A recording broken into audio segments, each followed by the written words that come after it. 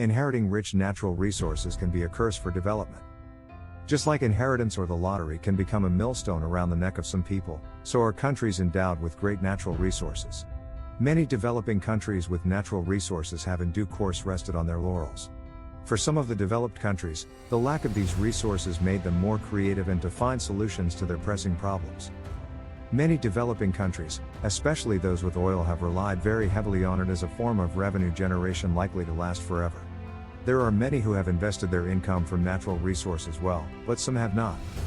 As the need to protect the environment increases, many are moving away from oil as a major pollutant to solar, electric cars, and in some countries the use of bicycles and even electric bikes.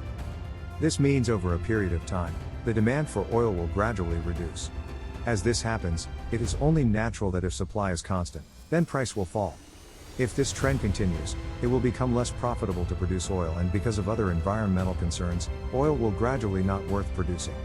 The fewer people who use oil, the increase in cost production until it is no longer viable.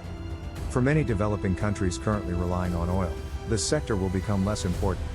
Now is the time for those with oil as their major source of income to diversify and speed up the process of economic development. We must capitalize on our resources, build infrastructure so that we are able to connect our farms to the market, but most importantly, create job opportunities for your people. Out of the 1.2 billion people who live in the continent, 200 million of them are between 15 to 24. These young people will need to be educated and need job opportunities in a growing sector. Looking for aids from rich countries that are already straddled with massive debt will only lead us to disappointments, as they will look after their own economies first. The current pandemic has taught everyone how dependent we are on each other and how an event that initially seemed inconsequential can turn the world upside down.